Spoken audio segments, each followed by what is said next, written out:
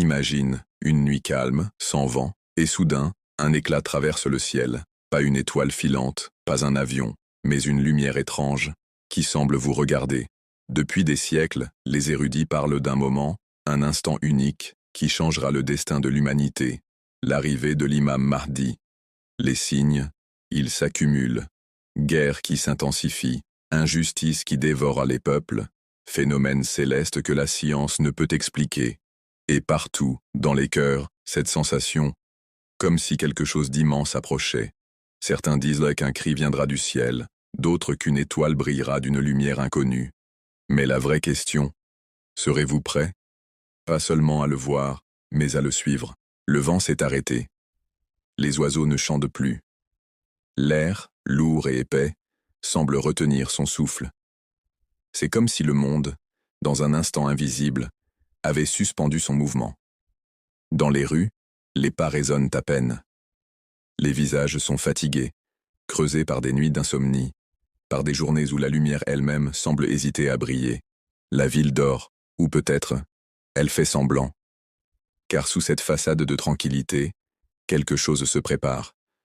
Quelque chose d'ancien, décrit depuis des siècles, mais que peu savent lire. Depuis la nuit des temps, des hommes pieux ont parlé de ce jour. Des prophètes ont transmis des paroles mystérieuses, des signes codés dans le tissu même de l'histoire. Des érudits, courbés sur leurs manuscrits, ont tracé des lettres à l'encre noire en cherchant à comprendre.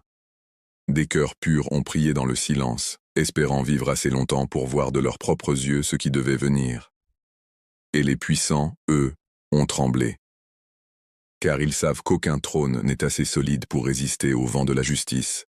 Les traditions rapportent des signes, des guerres interminables, éclatant aux quatre coins du monde. Des injustices si lourdes que la terre elle-même semble les rejeter, secouant ses habitants comme pour leur rappeler qu'elle n'est pas éternelle. Des nations s'élèvent, armées jusqu'aux dents, tandis que d'autres se disloquent sous le poids de la faim et de la peur. Des peuples crient à l'aide, mais leurs appels se perdent dans le brouillard du mensonge. Il est dit qu'un signe apparaîtra dans le ciel. Certains décrivent une voix venue d'au-delà des nuages, qui annoncera sa venue. Une voix que chaque homme, chaque femme, chaque enfant entendra dans sa propre langue, sans traduction, sans intermédiaire. Ce sera comme si le monde entier, en un seul battement de cœur, s'était arrêté pour écouter. D'autres parlent d'un astre, un corps céleste inconnu, qui brillera plus fort que la lune et plus pur que le soleil. Il éclairera les nuits, comme si l'aube ne voulait plus partir. La science prudente cherchera à donner des explications. On parlera de phénomènes rares, d'alignements astronomiques, mais les cœurs, eux, sauront. Ils sauront que ce n'est pas le fruit du hasard. Pendant ce temps, sur Terre, la vie continue, ou du moins, elle fait semblant. Les marchés sont animés, les voix se mélangent, mais la paix n'est pas là. Dans les quartiers riches, l'abondance déborde, mais elle a le goût amer de l'égoïsme. Dans les ruelles oubliées, les enfants jouent pieds nus, leur rire masquant à peine la faim. Les riches deviennent plus riches, leurs murs plus hauts, leurs regards plus froids. Les pauvres deviennent invisibles. Des villes entières sombrent dans l'indifférence. Il y a des pays où la guerre a creusé des cicatrices si profondes que même la pluie ne parvient plus à les laver. D'autres, où la paix apparente n'est qu'un masque, derrière lequel fermentent la corruption et la peur. Partout, la vérité est étouffée, les mots « justice » et « honneur » sont prononcés, mais rarement vécus. Et c'est dans ce monde, brisé jusqu'à l'âme, que la promesse se réalisera. Parmi les hommes, il en est qui savent. Ils ne connaissent pas l'heure, ni le jour exact, mais ils vivent comme s'ils pouvaient arriver demain. Ils se préparent, non pas avec armes et richesses, mais avec foi et patience. Ils reconnaîtront sa voix, sa présence, son regard. Ils savent que lorsqu'il lèvera sa bannière blanche à la Mecque, le monde entier entendra parler de lui. Cette bannière ne portera pas de symbole politique, ni d'emblème humain. Elle sera simple, pure, et pourtant, elle fera trembler les tyrans. Car selon les paroles anciennes, il ne viendra pas seul. 313 fidèles se tiendront à ses côtés. 313 cœurs unis par la foi. 313 mains prêtes à relever la justice. Certains viendront de villes oubliées, d'autres des capitales brillantes. Leur origine importera peu, car c'est leur foi qui fera d'eux une armée. Puis viendra le jour. Personne ne saura vraiment comment l'expliquer. Le matin se lèvera comme tous les autres, mais l'air sera différent. Les montagnes sembleront frissonner, les rivières ralentir leur cours. Les hommes cesseront de rire, non par peur, mais par instinct. Le monde écoutera, et alors, une voix, claire, résonnante, se fera entendre. Le guide est venu, suivez-le. À cet instant, les masques tomberont, les oppresseurs comprendront que leurs jours sont comptés. Les cœurs purs se mettront en marche, franchissant des frontières, traversant des déserts, défiant des océans pour le rejoindre. Les routes poussiéreuses verront passer des caravanes d'hommes et de femmes, les yeux fixés sur un seul but. Les villes, qui hier encore semblaient indifférentes, s'éveilleront au son de son nom. Et ainsi commencera une ère où chaque pas comptera, où chaque souffle sera un acte de foi. Le monde, après des siècles d'errance, retrouvera un chemin. Mais ce chemin ne sera pas facile. Car avant la lumière, il faudra traverser la plus profonde des nuits. Ceux qui doutaient se retrouveront face à leurs propres craintes. Ceux qui se moquaient verront ce qu'ils refusèrent de croire. Et ceux qui espéraient verront leurs prières exaucées, car l'histoire n'a jamais été un hasard. Chaque événement, chaque épreuve, chaque larme versée dans le silence conduisait à ce moment. Et maintenant, il est là. Les rumeurs s'étendent comme une onde invisible. Elles traversent les murs, franchissent les frontières, glissent dans les marchés, s'infiltrent jusque dans les palais les plus protégés. On murmure son nom à voix basse, comme s'il était à la fois un secret et une prière. Les autorités tentent de les étouffer. Elles ordonnent aux médias de se taire, aux armées de rester en alerte. Mais comment arrêter le vent? Comment retenir un parfum qui flotte déjà dans l'air? Chaque jour, de nouveaux visages s'illuminent à l'écoute des récits. Il est là.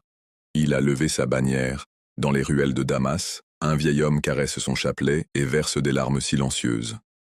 Dans une mosquée de Fès, un jeune imam tremble en lisant les signes qu'il avait appris dans les livres anciens. Dans un appartement exigu du Caire, une mère cache quelques pièces d'or dans un tissu, prête à tout quitter pour le rejoindre. Et dans les tours de verre des capitales modernes, des hommes puissants se consultent à voix basse. S'il réussit, c'en est fini de nous. Les routes se couvrent peu à peu de voyageurs. Certains marchent pieds nus, d'autres à dos de cheval ou de chameau, d'autres encore dans des voitures usées dont le moteur tousse à chaque colline. Mais tous avancent vers le même horizon. Ils ne se connaissent pas, mais leurs regards se reconnaissent. C'est comme si une force invisible les guidait, une certitude profonde qu'aucune fatigue ne peut éteindre. Les frontières, qui hier encore séparèrent des peuples, semblent s'effacer sous le pas de ces marcheurs. Chaque jour, de nouveaux compagnons viennent grossir les rangs. 313 fidèles sont annoncés dans les traditions, et chacun sait qu'ils ne sont pas choisis par hasard. Certains ont vécu dans l'ombre, inconnus de tous. D'autres sont des figures respectées, mais prêtes à tout abandonner. Ils ne viennent pas pour la gloire ni pour l'or, mais parce qu'ils portent en eux le même rêve, voir le monde respirer enfin la justice. Les premiers regards sur lui sont comme des éclairs dans la nuit. Ceux qui le rencontrent parlent de ses yeux, un mélange de douceur et de détermination, comme si toute la douleur du monde y avait trouvé refuge, mais aussi toute la force nécessaire pour la guérir. Sa voix n'a pas besoin de crier pour se faire entendre. Elle porte au loin, jusque dans les cœurs les plus endurcis. On dit qu'il connaît le nom de chacun avant même qu'il ne se présente. Dans les villes, les discours changent. Là où hier régnait la peur, on commence à parler d'espérance. Les marchés, autrefois silencieux sous la menace des soldats, s'animent de nouveau. Les enfants rient, les femmes relèvent la tête. Mais cette joie naissante attire aussi la haine de ceux qui craignent de perdre leur pouvoir. Les espions se multiplient, les rumeurs de complot circulent. Les armées se préparent dans l'ombre, convaincues que le seul moyen d'arrêter cette vague est de frapper vite et fort. Un soir, alors que le soleil s'éteint derrière les dunes, un messager arrive, épuisé, couvert de poussière. Il annonce qu'une coalition de forces s'organise, prête à écraser ce mouvement avant qu'il ne devienne incontrôlable. Les visages se ferment, mais ils ne tremblent pas. « Ce n'est pas à nous de craindre, dit-il doucement, c'est à eux. » Ces paroles tombent comme des pierres dans un lac calme, créant des ondes qui se propagent parmi ses compagnons. Les nuits qui suivent sont étranges. Le ciel, souvent clair, se couvrent d'éclats mystérieux. Des lumières traversent l'horizon, lentes, comme des signes venus d'ailleurs. Certains y voient un avertissement, d'autres une bénédiction. Le vent porte des sons inhabituels, chants lointains, bruits d'armées en marche, mais aussi des silences profonds qui semblent engloutir toute peur. Puis vient le premier affrontement. Ce n'est pas une bataille classique, mais un choc de volonté. Les troupes ennemies, nombreuses et bien armées, encerclent un village où ils se trouvent. Les habitants ferment leurs portes, craignant le pire. Mais lui sort seul, vêtu simplement, tenant sa bannière blanche. Les soldats hésitent. On leur a dit qu'ils combattraient un rebelle dangereux, un chef de guerre sanguinaire. Mais devant eux se tient un homme calme, dont le regard ne vacille pas. Certains baissent leurs armes, d'autres reculent. En quelques heures, ce qui devait être une victoire écrasante pour l'ennemi se transforme en retraite confuse. Ce jour-là, des centaines de soldats désertent pour le rejoindre, non pas par peur, mais parce qu'ils sentent que l'histoire change de direction. Les cartes politiques, dressées depuis des décennies, commencent à se déchirer. Les alliances tombent, des rois et des présidents s'enferment dans leurs palais, incapables de comprendre comment un homme sans armée massive peut faire trembler des empires. À mesure que les jours passent, les miracles se multiplient. Des malades guérissent, des conflits anciens s'apaisent, des terres stériles retrouvent leur fertilité. Les sceptiques parlent de coïncidences, d'illusions collectives. Mais ceux qui sont là, qui voient, qui vivent ces instants, savent que ce n'est pas un hasard. La nature elle-même semble répondre à sa présence. Et pourtant, la route est loin d'être terminée. Les plus grands défis restent à venir. Car l'injustice ne disparaît pas en un jour, et les forces qui la protègent sont prêtes à tout pour survivre. Des batailles sanglantes se profilent, des trahisons se préparent. Mais il avance, imperturbable, comme si chaque pas avait déjà été tracé il y a des siècles. Le monde entier regarde, certains avec espoir, d'autres avec haine. Les prophéties, autrefois reléguées aux marges des livres, prennent vie sous les yeux des générations présentes. Et chacun comprend que rien ne pourra plus jamais être comme avant, car un guide est venu, et avec lui, la promesse que l'aube reviendra après la nuit la plus noire. Les mois passent, et la lumière continue de s'étendre. Ce qui avait commencé comme un murmure est devenu une voix puissante, portée par des millions de lèvres. Les villages, les villes, et même certaines capitales tombent sous son influence, non pas par la force des armes, mais par la force de la vérité. Les tribunaux corrompus ferment, les marchés reprennent vie, les routes deviennent sûres. Là où régnait la peur, on entend maintenant des chants. Les drapeaux de l'injustice sont arrachés des murs, remplacés par de simples bannières blanches qui flottent au vent. Mais chaque pas en avant est suivi d'une ombre. Les forces du mal, humiliées par leur défaite, se regroupent dans des forteresses lointaines. Elles recrutent, elles arment, elles promettent vengeance à ceux qui ont perdu leur pouvoir. Des rumeurs d'une immense coalition ennemie circulent. Certains parlent de centaines de milliers de soldats, équipés des armes les plus sophistiquées, prêts à écraser toute résistance. Le danger est réel, mais il ne montre aucun signe de peur. Ses compagnons l'observent souvent en silence. La nuit, alors que tous dorment, il reste éveillé, priant sous les étoiles. On dit que ses larmes tombent sur la terre comme une pluie secrète. Ceux qui l'ont vu dans ces moments savent que sa force ne vient pas seulement de sa stratégie ou de son courage, mais d'une connexion invisible qui le lie à celui qui guide toute chose. L'annonce du grand affrontement arrive un matin. Des éclaireurs rapportent que l'armée ennemie se dirige vers une plaine située au croisement de 3 régions, un endroit chargé d'histoire et de sang. Les chefs militaires de son camp se préparent, mais il leur rappelle que la victoire ne dépend pas des nombres. Ce n'est pas le fer qui tranche, dit-il, mais la vérité qui décide. Ces paroles résonnent comme une promesse et un avertissement. Le jour de la rencontre, le ciel est lourd. Des nuages noirs couvrent le soleil, comme si la nature elle-même retenait son souffle. Des milliers d'hommes et de femmes se tiennent prêts. Certains sont armés, d'autres non. Les visages sont tendus, mais dans les yeux brille une certitude étrange, une confiance qui ne peut pas venir d'eux seuls. Lorsque l'ennemi apparaît, la terre tremble sous le poids de ses machines. Des chars, des véhicules blindés, des drones dans le ciel. Tout l'arsenal de la guerre moderne est là. Les cris et les tambours résonnent. Les chefs adverses sont sûrs de leur victoire. Ils voient en lui un simple homme, un obstacle à écraser. Mais il avance calmement, tenant sa bannière blanche comme au premier jour. Le silence se fait dans son camp. Puis, d'une voix claire, il prononce quelques phrases que peu entendent réellement, mais dont l'écho semble toucher même ceux qui se trouvent loin. Certains soldats ennemis baissent la tête, quelques-uns laissent tomber leurs armes. Les généraux crient, menacent, ordonnent d'attaquer. Et alors, le choc se produit. Ce n'est pas seulement une bataille de corps, mais une bataille d'âme. Les armes modernes paraissent étrangement inefficaces. Les machines tombent en panne, les communications se brouillent. Des témoins jurent avoir vu des phénomènes inexpliqués. Des éclairs frappant uniquement les positions ennemies, un vent puissant empêchant leurs projectiles d'atteindre la cible. Les forces de la justice avancent comme si la peur n'existait plus. Au milieu du tumulte, il se tient droit, guidant ses compagnons non pas avec des cris, mais par sa présence. Chaque pas qu'il fait semble briser une chaîne invisible qui retenait le monde captif. Peu à peu, la ligne ennemie se brise. Les fuyards sont nombreux, et parmi eux certains courent non pas vers leur forteresse, mais vers lui, demandant à être acceptés. Lorsque le silence retombe enfin, la plaine est transformée. Ce qui devait être la plus grande victoire de l'injustice devient le début de sa chute irréversible. Les prisonniers ne sont pas humiliés ni torturés.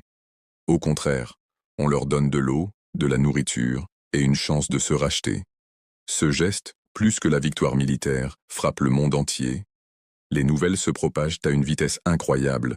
Des peuples entiers, qui hésitaient encore, se lèvent pour le rejoindre. Les anciennes structures de pouvoir s'effondrent les unes après les autres, non pas sous les coups, mais parce que plus personne ne croit en elles. Les alliances de l'ombre se dissolvent. Les marchands de guerre perdent leur marché. Même la nature semble respirer mieux. Les rivières coulent plus claires, les forêts se régénèrent, les récoltes s'améliorent. Ils ne s'arrêtent pas là. Les régions libérées ne sont pas simplement laissées à elles-mêmes. Des juges honnêtes sont nommés, les biens volés sont rendus à leurs propriétaires, les lois injustes sont abolies. Les enfants vont à l'école sans crainte, et les orphelins trouvent des familles. Ce n'est pas seulement une victoire militaire, c'est une renaissance. Pourtant, il sait que la mission n'est pas encore achevée. Des poches de résistance subsistent, parfois déguisées en alliés. Les vieilles habitudes de corruption et de mensonge ne disparaissent pas en un instant. Il continue donc à voyager, à rencontrer les communautés, à écouter leurs plaintes, à trancher leurs différends avec patience. Partout où il passe, un sentiment de dignité renaît. Avec le temps, les divisions entre peuples, langues et couleurs s'effacent. Les voyageurs racontent qu'ils peuvent traverser des milliers de kilomètres sans craindre ni pillards ni soldats. Les marchés sont ouverts à tous, les prix sont justes, et la monnaie n'est plus un outil d'exploitation, mais un simple moyen d'échange. La justice n'est pas un slogan, elle est vécue. Les poètes écrivent sur lui, les enfants jouent à l'imiter, les anciens racontent à voix basse les prophéties accomplies. Même ceux qui ne croyaient pas au départ finissent par reconnaître que quelque chose d'unique se passe. Les dernières forteresses de l'injustice tombent, non dans un fracas de canon, mais dans un silence plein de respect. Et un soir, alors que le soleil se couche sur un monde enfin apaisé, il s'assoit sur une colline et regarde au loin. Ses compagnons sont là, souriants, mais lui gardent le regard grave.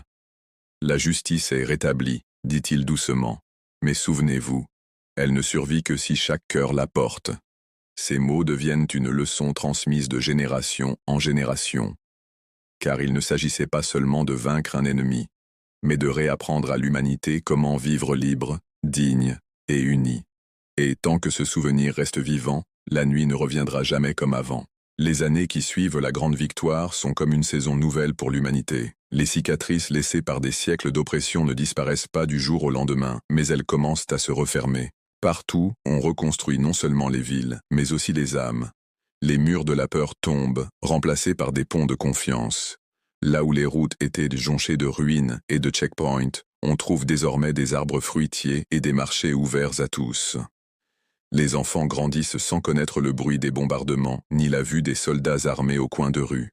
Les écoles résonnent de rire, et les livres ne racontent plus la gloire des tyrans, mais les récits de ceux qui ont choisi la vérité, même au prix de leur vie.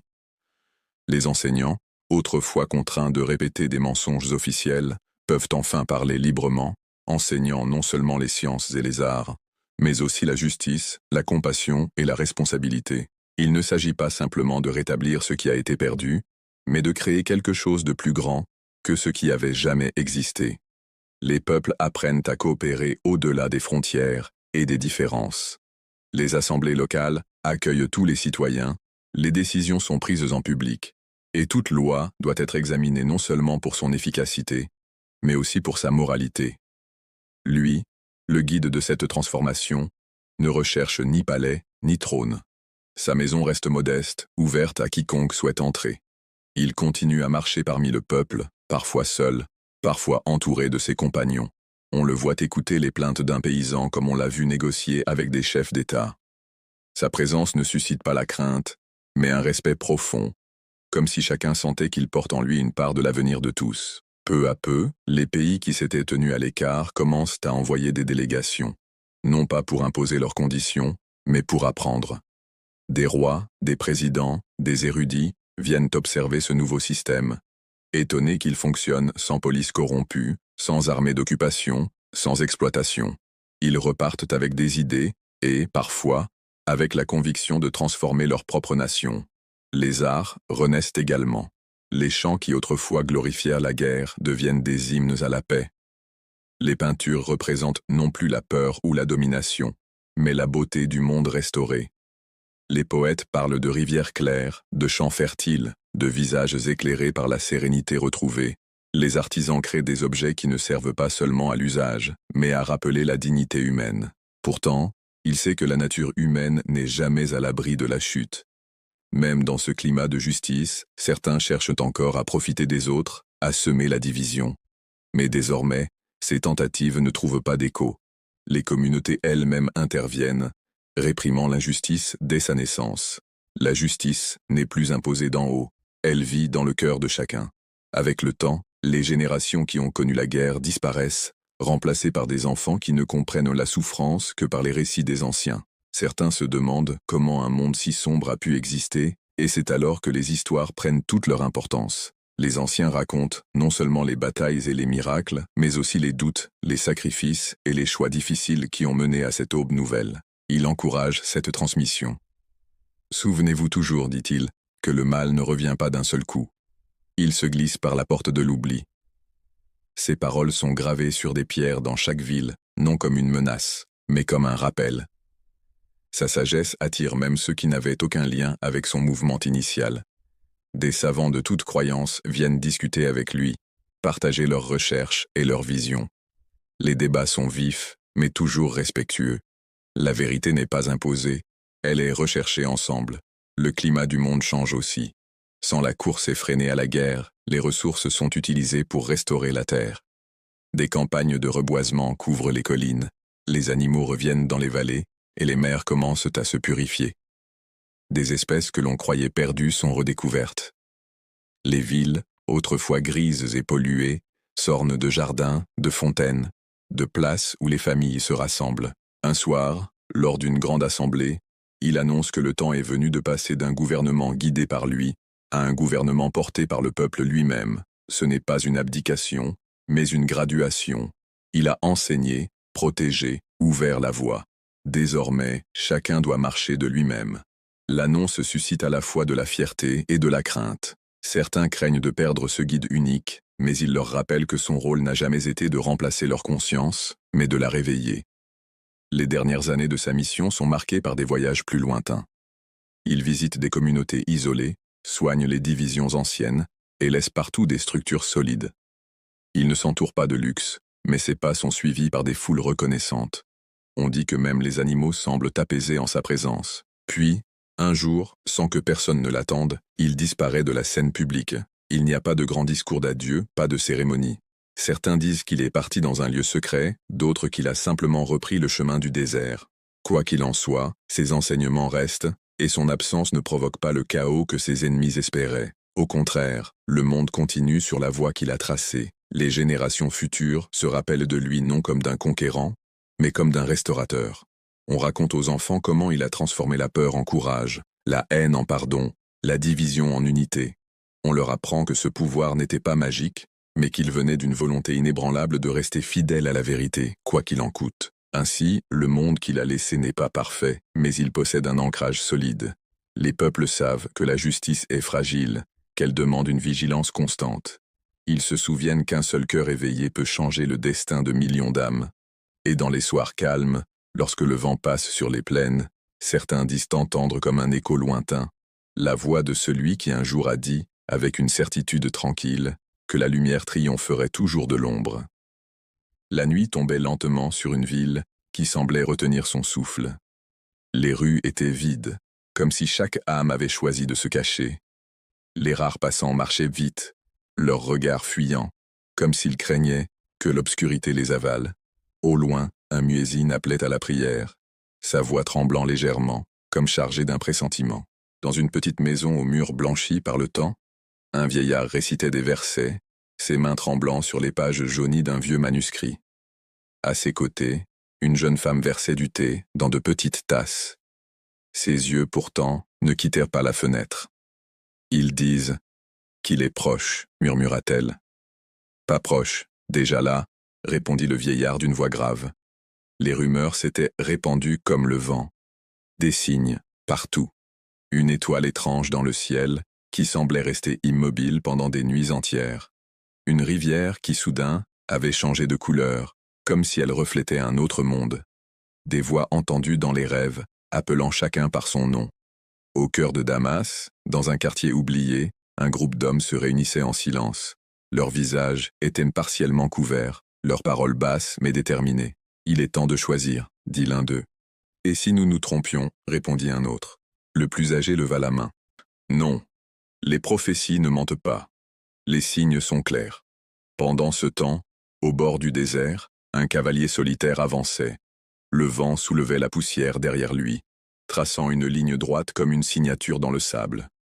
Ses yeux fixaient l'horizon, là où le ciel et la terre semblèrent se rejoindre dans une lumière invisible aux autres. Il savait que le moment approchait.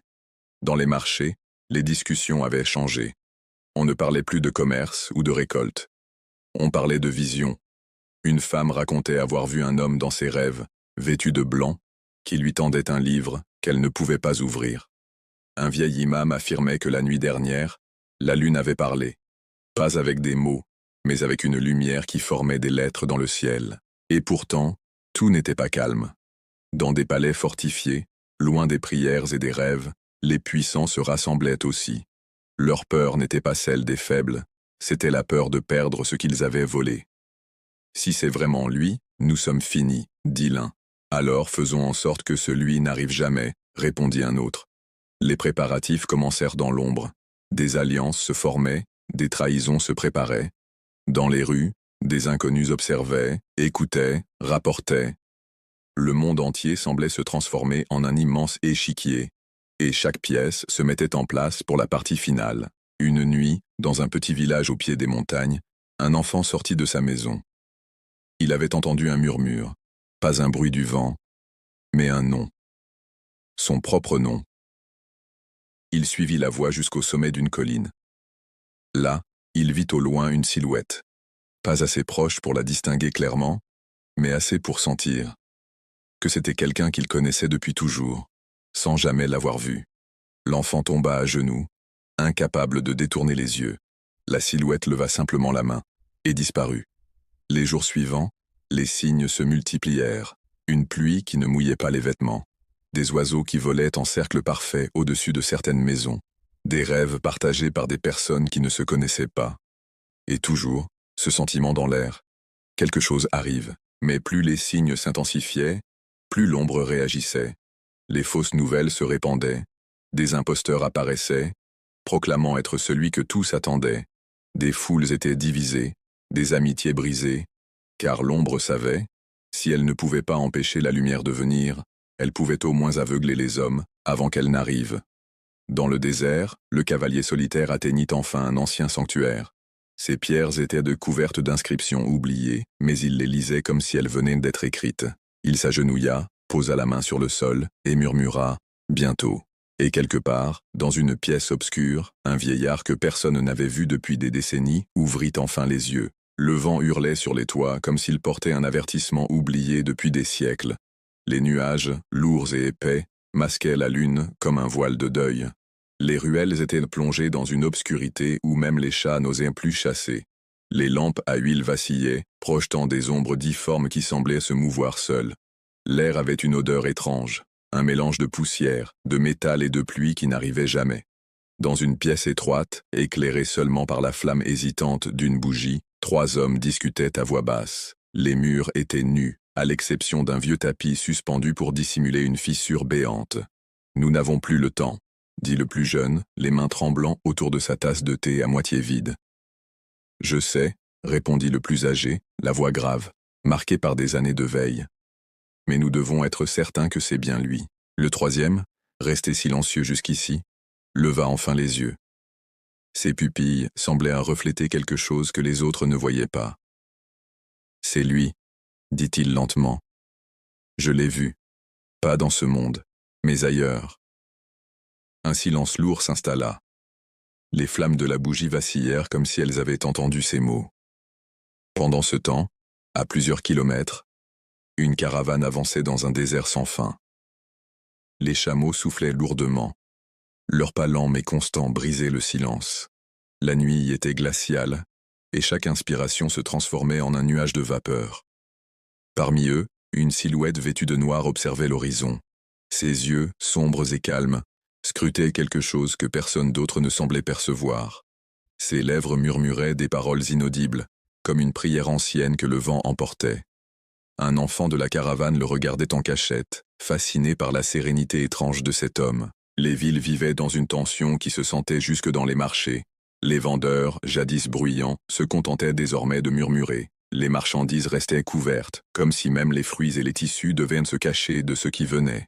Dans les mosquées, les imams prêchaient avec plus de prudence, pesant chaque mot, conscients que chaque phrase pouvait être notée par des oreilles invisibles. Un soir, dans un quartier oublié de Bagdad, un vieillard rassembla un petit groupe dans une arrière-salle. L'odeur d'encens emplissait la pièce. Il déroula un parchemin jauni, couvert de symboles étranges, des croissants, des lignes entrelacées, et des mots dans une langue que peu reconnaissaient. « Ces signes, ils annoncent pour son arrivée, » dit-il d'une voix tremblante. « Mais aussi, le sang qui coulera avant. » Une femme, le visage à moitié couvert par un voile noir, osa demander « Pouvons-nous l'empêcher ?» Le vieillard secoua la tête avec lenteur. « On n'empêche pas la mer de monter. On se prépare à nager. Ou on se noie. » Les signes devenaient impossibles à ignorer. Au nord, un fleuve se retira mystérieusement, laissant apparaître un sol couvert de pierres gravées, comme une route antique oubliée.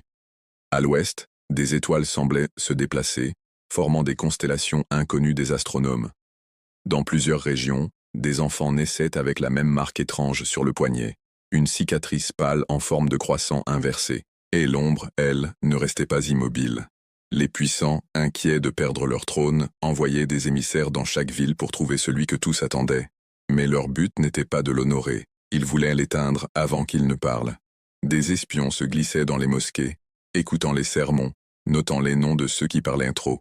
Dans les palais, des cartes du monde étaient déployées sur de longues tables, marquées de points rouges là où les rumeurs étaient les plus fortes. Au cœur de cette chasse invisible, un petit groupe se formait. Hommes et femmes, différents par leur âge, leur langue et leur origine, mais unis par un même rêve. Tous avaient vu, dans leur sommeil, la même silhouette marcher devant eux. Aucun ne connaissait son visage, mais tous savaient que c'était lui. Ils ne s'étaient jamais rencontrés auparavant, et pourtant, en se retrouvant, ils avaient eu la sensation de se connaître depuis toujours. Une nuit, alors que le vent soufflait fort sur la ville, ils se réunirent sur le toit d'une vieille bâtisse abandonnée.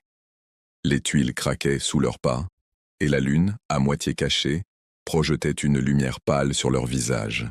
« Il faut le rejoindre avant eux », dit une voix ferme, celle d'un homme dont la barbe grise trahissait les années de voyage. « Et s'il refuse ?» demanda une jeune femme, ses yeux brillants d'inquiétude.